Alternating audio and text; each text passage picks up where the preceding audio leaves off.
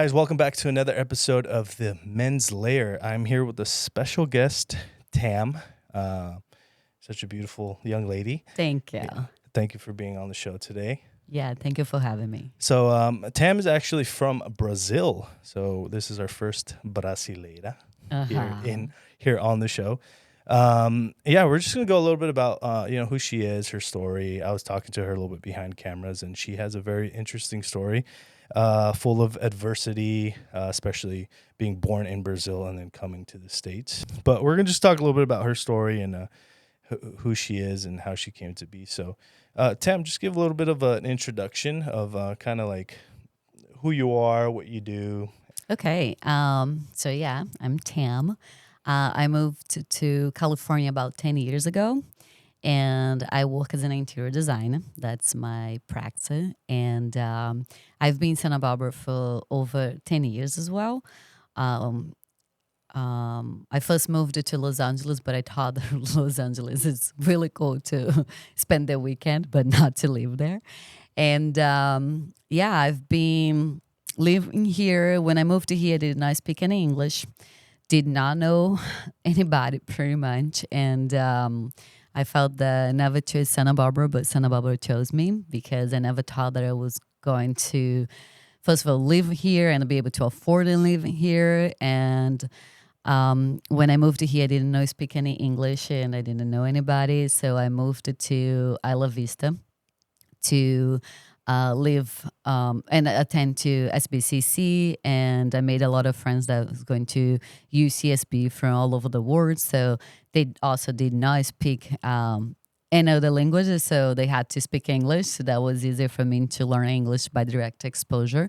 And after that, I was actually having a gap year from Brazil. My idea was to spend 6 months here and 6 months in New Zealand, but I never ended up made it into New Zealand because I felt that Santa Barbara must be the place. So I just embraced the opportunities that I had back then. I'm really proud of the life that I've been creating for myself here. And I kind of actually had a question on the whole interior design part. It's like, what inspired you or what wanted you to become an interior designer?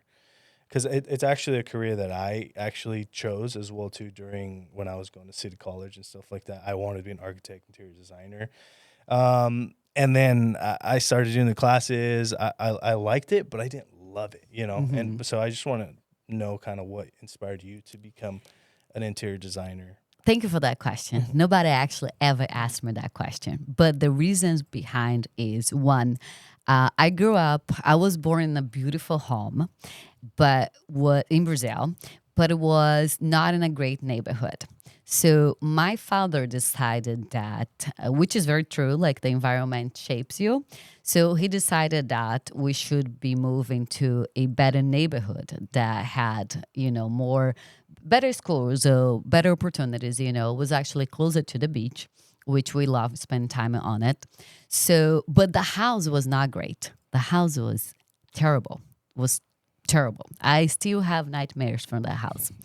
And I was just like, how is that possible? Because for my first 10 years of life, I had a beautiful home with, grapevines, roses, and a beautiful backyard, like a beautiful home. And we moved to a better neighborhood that we had better, social class, I would say, like better opportunities too. But the house was very trash. And I never loved leaving this house. And I always asked my parents, why we're here? Why don't you move back? But I understood later that, my father was worried about being in this neighborhood that was not good for raising kids. And, there was a lot of violence. I would say it was not a ghetto, but kind of. It was more I think it was more like a community that was struggling a lot.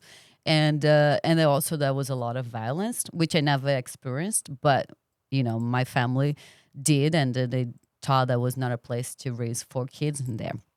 So we moved, and I always thought about one day when I have money, I will build a house that I want, and I will make a house that it's gonna be beautiful like my childhood home. But, life happens, and my first degree is in business and finance, and I worked for a petroleum company, and I always like to, my favorite toy is Lego. I always like to creating things and build things. But and then I was working there, and I decided to take this gap year. So when I moved to here, I felt like, wow, there is a new possibilities in life, like, first of all, I'm going to learn English, and I'm passionate about learning. I'm passionate about school. And in fact, if you ask me, like, I still go to school, and when I'm going to finish, I don't know, because I'm probably going to be studying my whole life. And, I love, like, right now I'm taking a class that is Revit, which is a software that helps you, it's a 3D software that helps you to build, anything that you want, pretty much. But I'm designing this home, and I feel like it's my dream home, which is a glass house. And that was basically inspired by, like, the opportunity of creating something that I never had. So you kind of got inspired through your childhood because of something that you didn't have, so you wanted to create it. Yes, I basically had, and it was taken away, Yeah. But in there, I saw, of course, there was struggles, financial struggles and stuff. But, I always question, like, why you made this choice. I always ask my parents, like, why did you guys do that? But I understood later on it. And I lived in that house that I hated for 10 years, and I told my mom, like, I'm not happy here. I don't feel good about it living here. I don't think I want to do more in my life, and I want to be in a better place. I want to be doing. I was just like, I also, like, I'm very, I'd say, like, I could be the black sheep of the family, but not really. It's just like I just have my own choices, and I always been supported by it. So when I was 20 years old, I left my parents' home, and then my dad gave me, all the appliances for my new apartment, and I was really happy. And I started living by my own, and it's been 16 years. So yeah, I lived. When did you leave Brazil to the United States? I left Brazil in 2014. Okay, so you've been here quite a few years already. 10 years, over 10 years. Oh, and then how long did you do interior design for?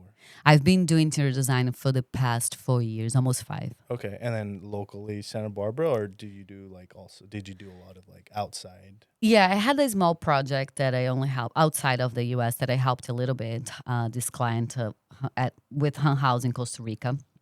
And I'm doing actually a project in Brazil right now, but it's a small studio for my family by the beaches. My sister just made this new investment, and I'm helping her. Locally, I did Coral Casino, which is a dear project for my heart. My previous office, Winnick Architects, is the architect responsible for that project, and I was the interior designer. And I was also managing few projects for the Four Seasons, the Biltmore. And unfortunately, I resigned that job. And right now, I am, just investing in my podcast. So yeah, we did talk a little bit behind camera and stuff like that. You were mentioning about the podcast and how you want to start your own podcast. Because currently, right now, you do radio. Yes. Right now, I have a radio show at KCSB FM, which is a community non-commercial radio. It's part of UCSB, and I have a radio show every Tuesdays at noon, which is called Folkatronica Show.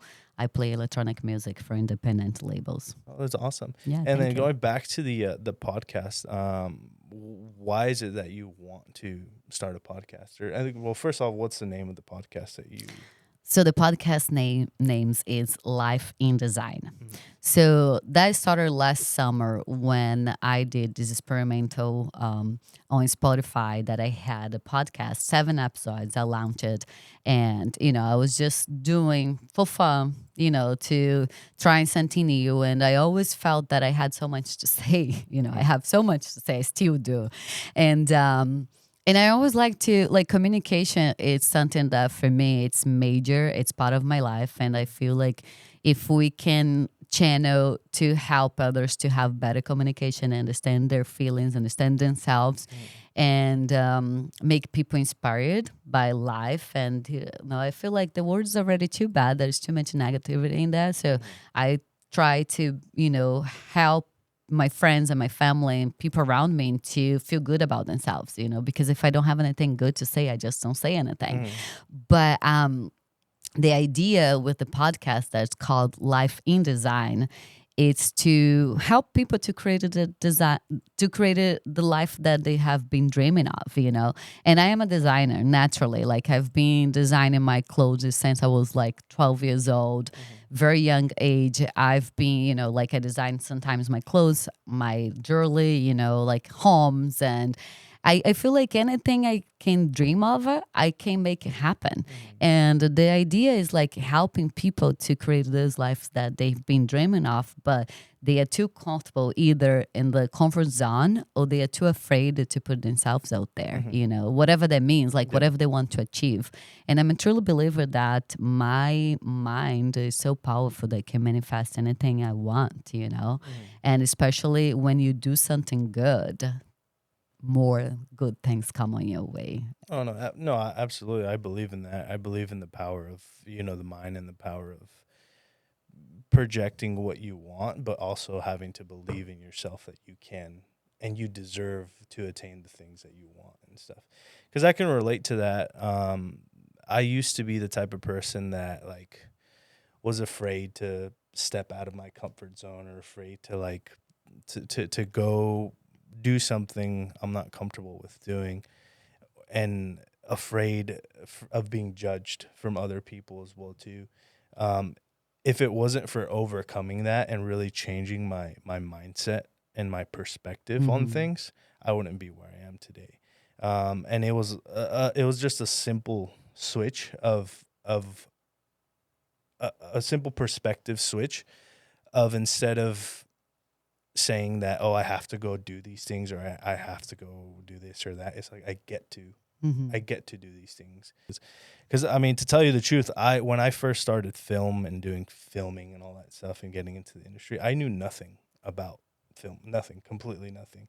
I literally just picked up a camera, started filming myself, my workouts, or just everyday things. And then over time, people started to see the work and the things that I was doing. And they started reaching out to be like, hey, like I like what you're doing. I like your film style and stuff like that. It's like, can you film me a video? And then from there, it kind of just started to just manifest. And then I just started saying yes to everything. Yes, I became that. I don't know if you've ever seen that movie by Jim Carrey, The Yes Man. That's literally who I became. I became the yes man, and I would literally just say yes. It's so funny to say that because I was thinking about that another day. I'm gonna say yes for everything in the next 2 months and see what happens. Yeah. And that's pretty much what I did. I literally just started saying yes to everything, and then opportunity after opportunity after opportunity just started to arise. And I feel like that's what a lot of people are, afraid of. They're afraid of just putting themselves out there and going all into what they believe they can achieve. Because we all have this burning desire inside of us. We all know who we want to be. It's just we put limitations on ourselves, and we attain this fear in our minds. Because I feel like that's one of the biggest dream killers in this world is fear.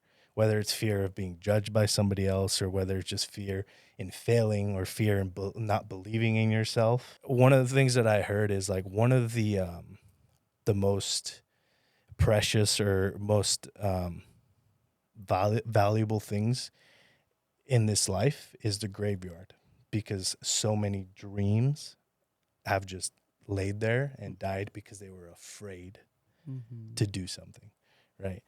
What would you want to tell people? Because I know that we were talking a little bit behind camera, like I know that you said that the reason why you want to do this podcast is because you want to inspire people to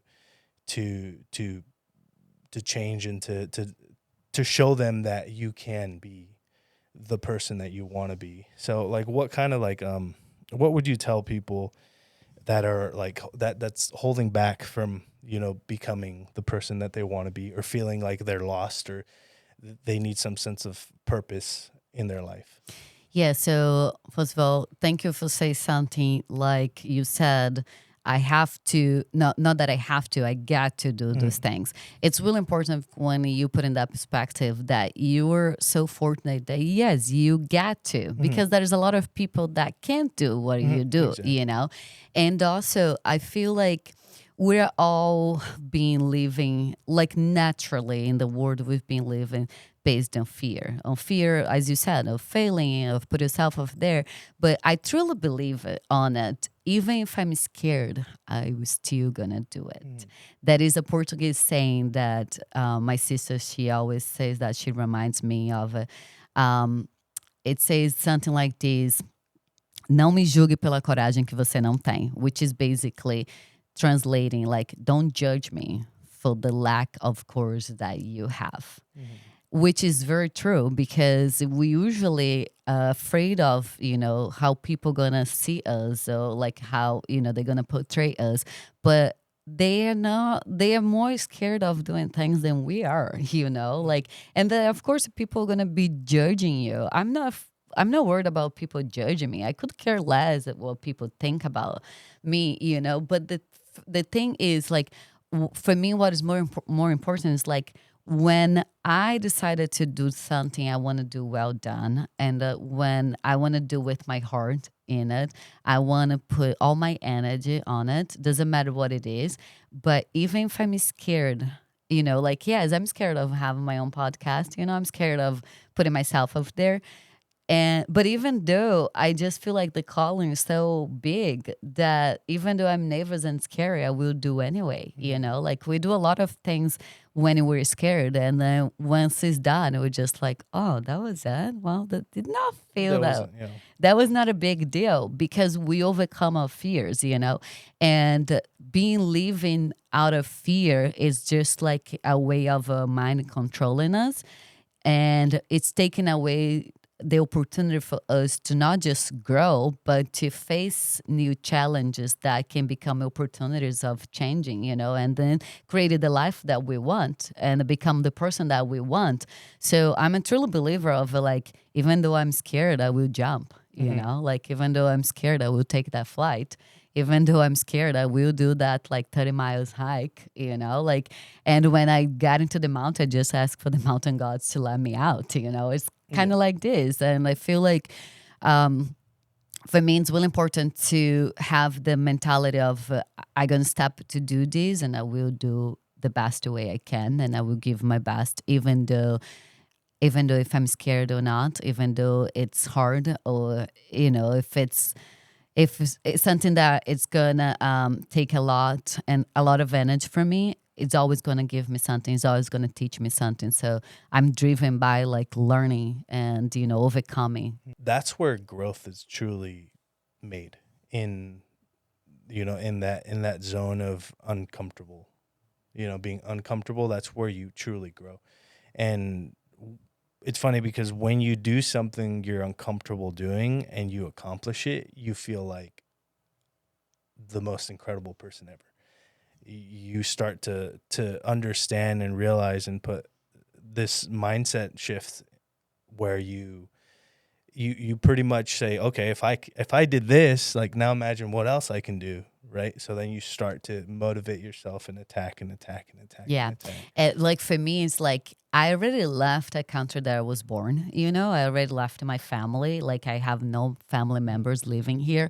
I already did, like, such a big jump in my life that changed it completely without knowing anybody, without speaking the language, without, like, having any idea what I was doing, because in fact, I did not have a plan. I had a dream. My dream was speak English. Basically, like, I remember being little and pretending that I was speaking English, but I wasn't speaking no sense.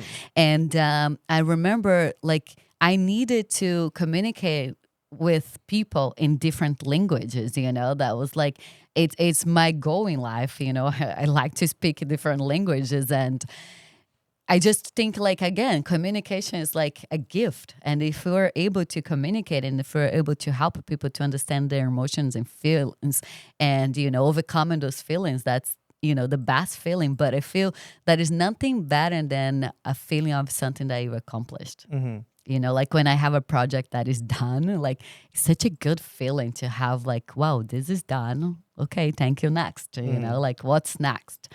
And I feel it's important to realize also what you want in your life. Because again, when I moved here, I did not had much plans, like I did not plan it anything. I was like, I'm just taking a gap year and I'm going to be traveling. And in fact, I did went to basically almost a good amount of national parks. That was my thing. And still, I love going to national parks. And when I finish like kind of the map of the US, I'm like, okay, so what do I go next? Like, because it's always like this feeling of like, hey, we got to keep moving. And going back to you wanting to learn English, like that was your dream and your goal.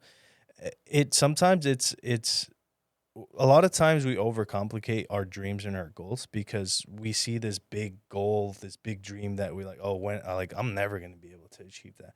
But a lot of times you have to reverse engineer those things, and then it's about accomplishing those small goals, like you learning English, right? You learned English, you felt really good about yourself, so it's like, okay, what's next? What can I do now, right? So it's just about reverse engineering your the ultimate goal, and then understanding, okay, well, what small goals do I have to accomplish to be able to, achieve that ultimate goal? And that's where like I feel like a lot of people overcomplicate stuff because they see this huge dream, this whole huge goal, and they believe that they can't achieve it because it's such a grandiose goal. Right. And it was what I think is also like people are so focused on the results and they don't care or they don't enjoy the process. Or they want instant gratification. Yes. Right. And, it's not like once you embrace the process, like, yeah, I'm still learning English, I don't think my English is perfect by any means. And I'm still working on it. I know that writing is something that I can handle pretty well. Like I believe in my writing and I want to write a book in English because it's something that I'm confident with. But speaking, there's a lot of pronunciations issues that I have. But the ultimate goal is like continue developing and learning, and like have like when someone says like, "Oh, your English is pretty good," I'm like, really? Like it feels really good because it feels not just validated, but feels accomplished. Like, oh, okay, so I accomplished that. And the thing is, when I learned English, I was like, it's never now ending. Like it's a goal, yeah, it's a dream, but it's gonna be my dream forever because it's a language, there's so much. It depends on where you are or what do you do. You're going to be learning a new vocabulary, And for me, it's something that I'm going to continue working on it. And when I learned English that I'm like, okay, now I can apply to school. My English was already in college level. And I'm like, okay, so now I'm going to do English in college. So then that's why my English writing became good because I had to do all those English class that, you guys probably has to do before when you leave high school. And English at 8, English, I think it's 110. I don't remember. But anyway, so... And it's something that kept me going in school, and I was taking my time to do it too.